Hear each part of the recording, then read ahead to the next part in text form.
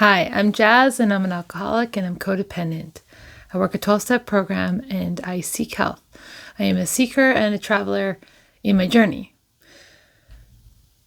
Feelings, I heard this in treatment and they called, because I was in there for alcohol, they said it was a feelings disease. And that's the first time that I ever heard that. And so I went to treatment because I was an alcoholic and I'm an alcoholic and had a really bad drinking problem. And, over the years, it's really turned into a lot of feelings talk and the spirituality part too, for sure. But the feelings part has really helped me in a lot of situations and, almost like the light out of things for me. And so, I hear, and having a son that's on the spectrum and have gone to many caregiving courses and all of the therapy over the years that I've done with him and in counseling and in treatment and in meetings and rooms and 12-step programs, like there's so much feelings talk and it's very consistent throughout all of these things. And, even just with my son, it's changed the way that I parent. So, I have this addictive side and brain and these symptoms of alcoholism, being an alcoholic, and then the spectrum stuff, there's a lot of similarities. So, becoming healthier, becoming more emotionally available. And, today I really appreciate people that have empathy. And, some people might look at it as a weakness, but I find that, empathy is a language. It's speaking in so many ways. Like when I am truthful with myself and connected with myself, I'm sending out way more signals of truth than just words, like just needing you to know something. When I'm speaking with empathy, I believe that I am communicating louder in some sense or to people better. And, I find it so special because I find people just are more open when you have empathy. They're more receptive to what you're saying. And I think it's just like that chance for two humans to, connect and be two humans together with feelings of care. And it signals safety in a way. It says, I'm like you, you're like me, and we have feelings and I care. I care. And so, I really love empathy and I appreciate it when other people have it. And I have to, with my kids and stuff, like it's a lot of it is empathetic. Like I'm speaking with empathy all the time. And I guess, connection before connect, connect before correction. So anyways, I rely on my feelings a lot is what I'm trying to say. So I'm learning my feelings. And, when I first got into recovery, I only had like a few feelings and they were my comfortable feelings. And it was anger and resentment, like my go-to. And I'm a lot less angry and resentful today. And, I didn't realize that under that anger was just like pain and hurt and disappointment and sadness and, way down deep, it's actually something else. It's not even about the anger at all. So, that's just part of my journey about like learning about myself and, like there's the symptoms are going to show up first. And it's my job to dig underneath and figure out what's really going on with me. And most of it doesn't have anything to do with anybody else and my outside world. It's mostly what's going on in my inside world. And so this feeling stuff, in times when maybe I was being manipulated or I didn't know the truth or I was struggling and I was confused, when I get more in touch with my feelings, they're the thing I use to get out of stuff. Like when I don't know what's going on, I check in with my feelings. If I'm in that really confusing spot, I found that really helped. And I remember, I'm in this, it also helps me with trying to make my boundaries, is knowing what my feelings are too. Like that, to me, that's the start of it. So I'm in this, this person gives me this compliment. And I guess I had done my makeup nice that day and, approving of their compliment. So they give me this, oh, today, like your makeup looks really good today. Like today, just the way you've done it, it's just like, I don't know, but it's just like really good. And, like today is good. And they just kept kind of like focusing on like, I got it good today, like check, like, okay, like I made it, like, and I had this, like, they'd always, they've given me that compliment before and I'm like, thanks, like, kind of like I didn't know how to take that. 'Cause it's like the words are there. Like they're all good words. It's a good sentence. It's good. But then the feeling wasn't there.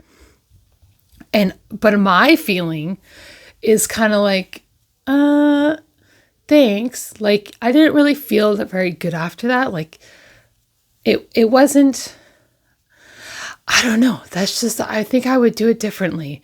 And, so this had happened a few times, this kind of compliment.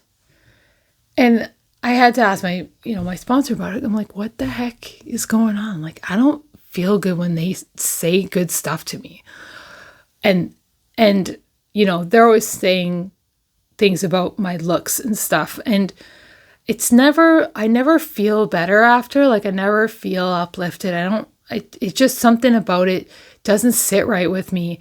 And I feel, if anything, I kind of feel a little bit worse. And, I would have actually probably done better without that compliment or whatever it is.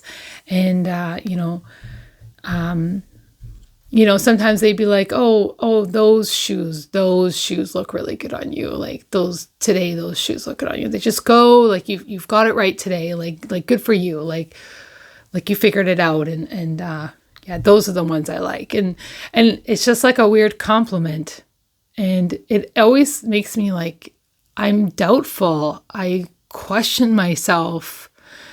And then I'm focused on my shoes now. And I'm feeling weird. Like, it's like I'm off balance. And so I talked to my sponsor and I'm like, yeah, what's going on with me? And she's like, yeah, that's called a backhanded compliment. And I had been wondering what that was for years. And, it doesn't, that's the thing though, with feelings is I started to look in and go, I don't feel good when this person gives me this compliment. Like, I don't feel better about myself. I'm in doubt. I'm off and I don't feel good. And that little, listening to that voice inside and that signal, that set me free. That I went and talked to someone that I trust and love and that knows better than me. And, she cleared the air. But I had to go and like take that, what's this message? Go get it translated. And because I'm sinking and feeling bad, I'm taking it on and I'm not feeling good about this. And so, the air is now cleared. And, other compliments would be like,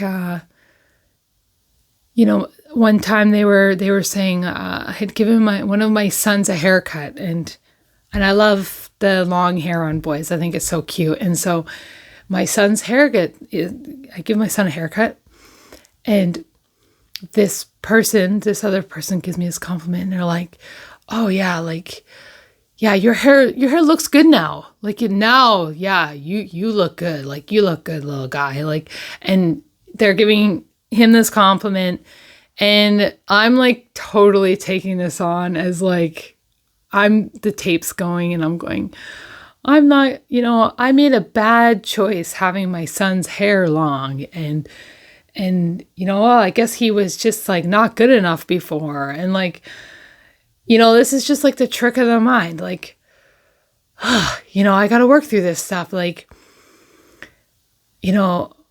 I had to say to myself, I didn't say anything to that person, but I recognized the backhanded compliment.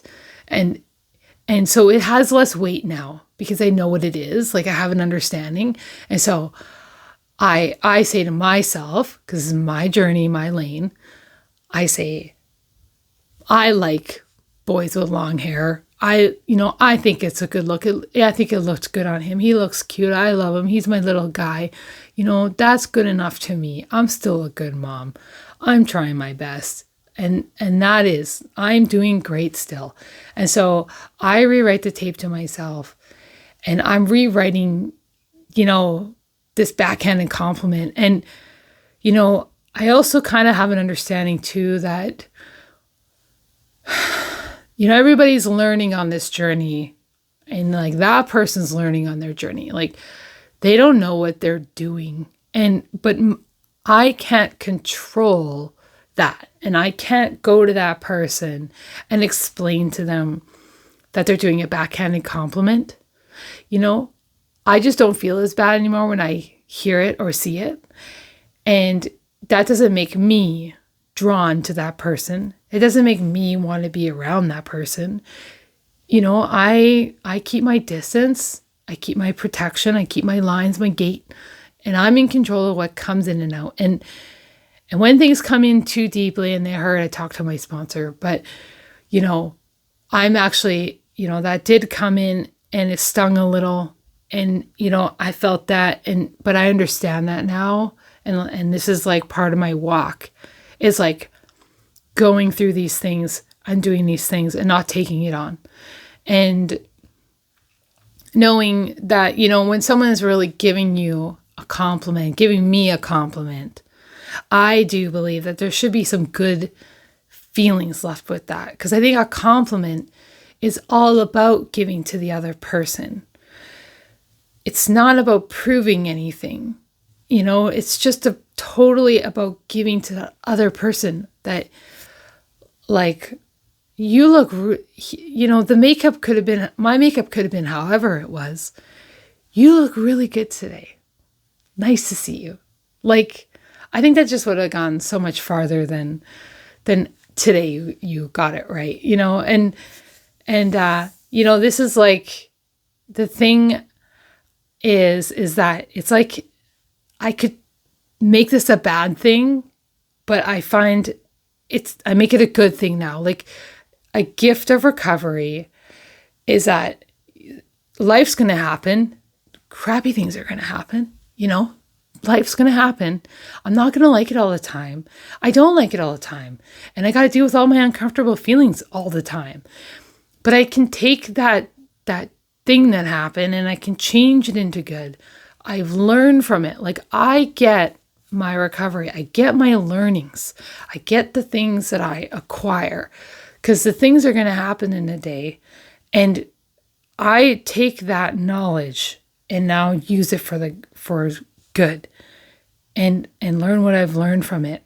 And, the weight of that has minimized so much knowing about backhanded compliments and that really comes from someone else's low self-esteem. That comes from that person who doesn't probably feel the best about themselves.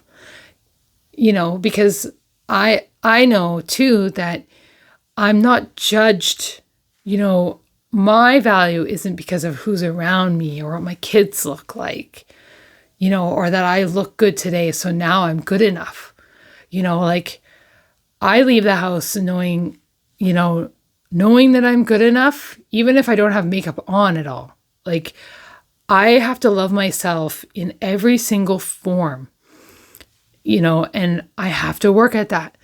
And when I have those sinking moments and I feel crummy, like I got to look in and figure it out. But my job is really to take care of myself, love myself, and figure out what these transactions are doing in my life and move on to the next.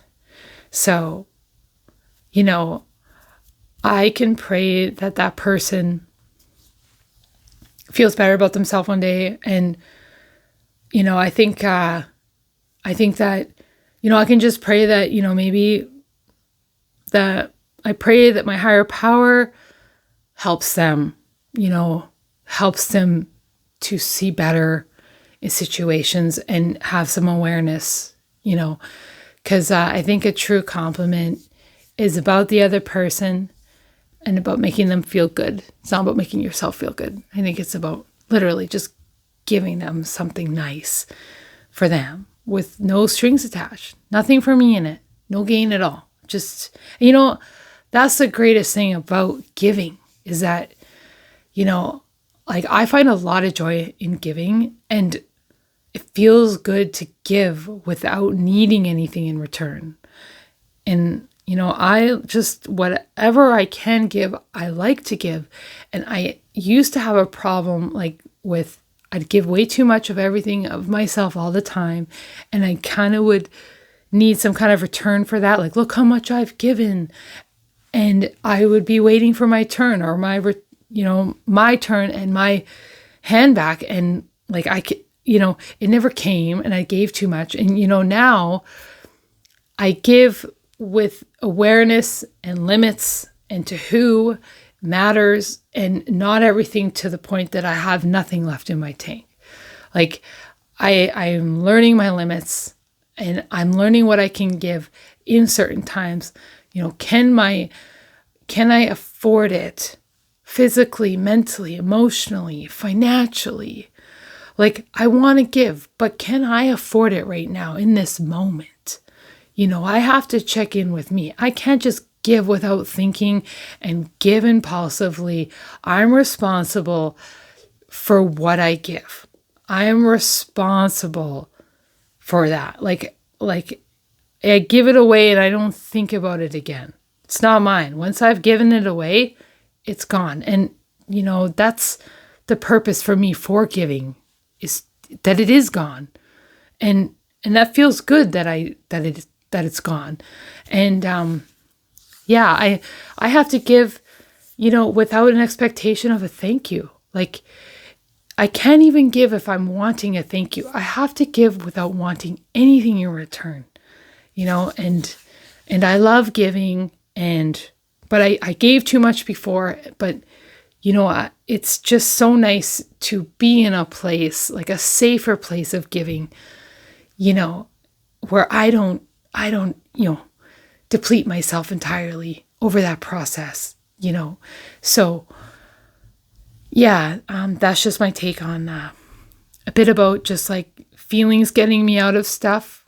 If logically my brain is saying all these other things, and I'm feeling like I want to join my logical brain, I always check with my feelings first. And I rely mainly on, well, how do I feel right now? And I go with that part first, because my feelings are attached to me and they're attached to my soul. But I do find my brain can say lots of things and make me separate from that. So yeah.